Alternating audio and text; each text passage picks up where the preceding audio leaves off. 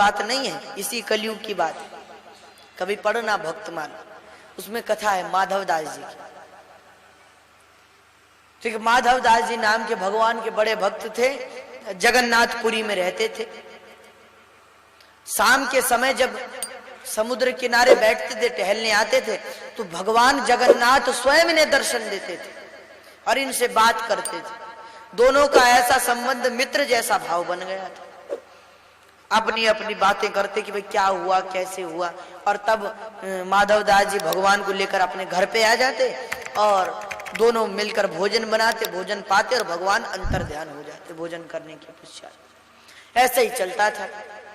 एक दिन की बात, भगवान यहाँ उदास बैठे, बड़े परेशान। तो माधव दास जी है, माधव दास जी ने पूछा, कन्हैया क्या बात है, आज बड़े परेशान लगे, तुमसे सारी दुनिया परेशान है। वृंदावन में रहे तो वृंदावन वाले परेशान, मथुरा गए तो मथुरा वाले परेशान, आज तुम परेशान क्यों?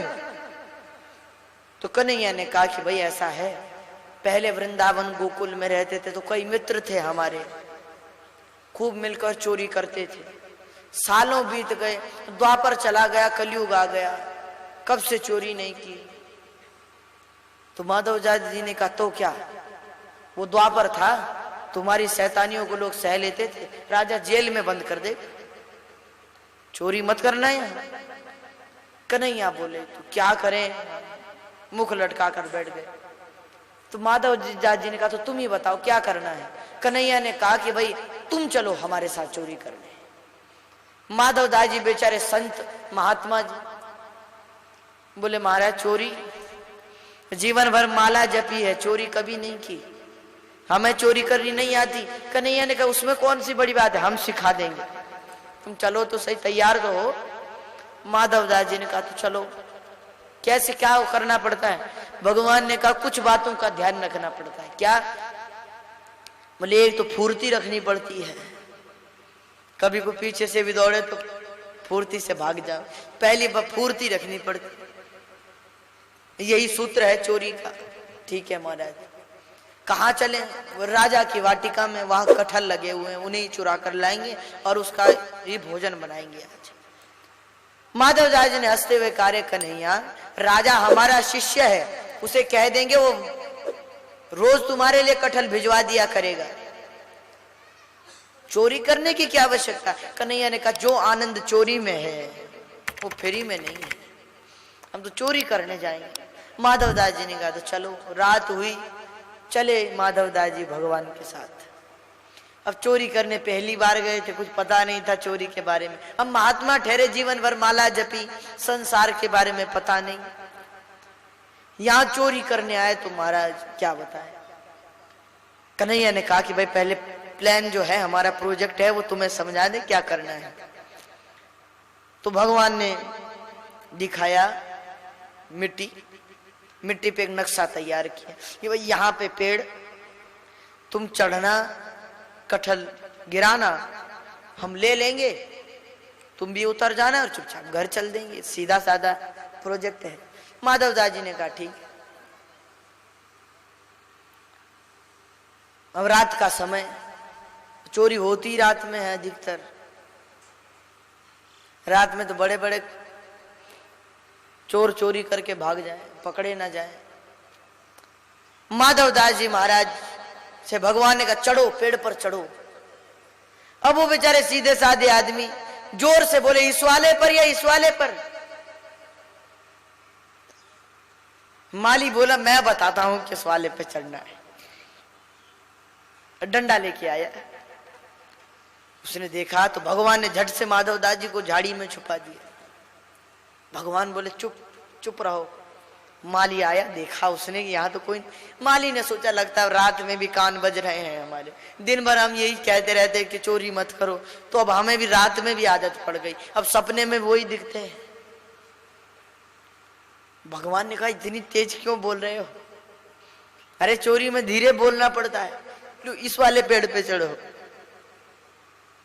ये सरल है, सीधा भी है, चढ़ो। तो माधव दास जी तुरंत जाकर पेड़ पे चढ़ गए। धीरे धीरे, कभी कहीं धोती अटक जाए तो उसे निकालें, उत्तरीय फंस जाए उसे निकालें, चढ़े गए पेड़ पे। भगवान का कटहल गिराओ, अब एक पेड़ में तो बहुत कटहल होते, इसलिए फिर जोर से चाहिए, इस वाले को या इस वाले को। इतने में माली आया, अब मैं बताता हूं किस वाले को गिराना है। भगवान कहते रहे जल्दी उतरो जल्दी उतरो। माधव दास जी जल्दी जल्दी उतर रहे थे, पर कभी कहीं धोती अटक जाए उसे निकालें, धीमे धीमे उतरे। अब पेड़ पे चढ़ने का इतना अनुभव नहीं था। इतने में माली आ गया तो भगवान अंतर ध्यान हो गए। माली ने माधव दास जी को पकड़ लिया, खूब डंडे लगाए। अब माधव दास जी देखें कि जो ले आए, चारों ओर देखे, माली के किसे देख रहे हो?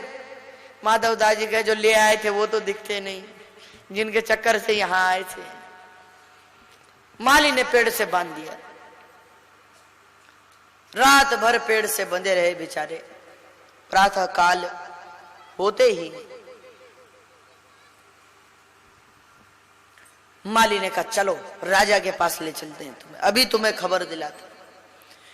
और सो भगवान की ऐसी कृपा कि राजा भी वाटिका की तरफ ही आ रहे थे घूमने को। सुबह जैसे ही अपने गुरुदेव को रस्सी से बंधे हुए देखा तो राजा को बड़ा क्रोध आया।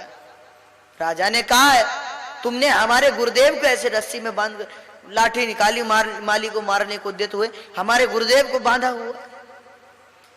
इतना सुनते ही वो बेचारा कुछ ना कह सके। गुरुदेव और चोरी क्यों बांधा हमारे गुरुदेव को? वो चुप रहा। पर माधव दास जी बोले जब बंधने वाले काम करेंगे तो बंधेंगे ही। तो गुरुदेव आपने क्या किया है? बोले चोरी। चोरी क्यों? मुझे पहले घर चलो तब सारी बात बताएंगे। राजमहल आए, स्नान ध्यान बंदन किया।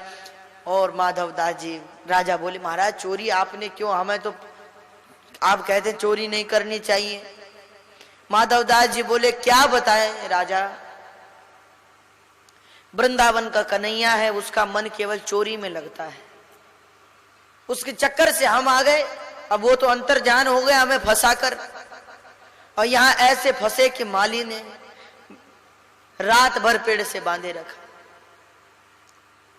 तो क्यों आए थे? अरे बोले उसने कहा कटहल चुराने चलना है, सो हम आए थे। राजा इतने भक्त हृदय, गुरुदेव से कहा कि जहां वाटिका में भगवान चोरी करें, राजा ने वो वाटिका ही भगवान जगन्नाथ के नाम लिख दी। और जो पेपर थे वो गुरुदेव को दे दिए कि महाराज आज से वाटिका भगवान के नाम। वो सब कागज लेकर शाम के समय माधव दास जी समुद्र किनारे आए तो भगवान बैठे हुए। बोले कैसी कटी रात? माधव दास जी ने कहा हमारी जैसी कटी वैसी कटी। पर महाराज हमने सुना है कि चौराग्रगण्यम पुरुषम नमामि, तुम दुनिया के सबसे बड़े चोर हो, पर क्या खाक के चोर हो? एक कटहल तक नहीं ला सके वहां से, और हमें देखो पूरा बगीचा तुम्हारे नाम लिखा कर लाए। वो बगीचा आज भी भगवान जगन्नाथ के नाम है। ऐसे ऐसे भक्त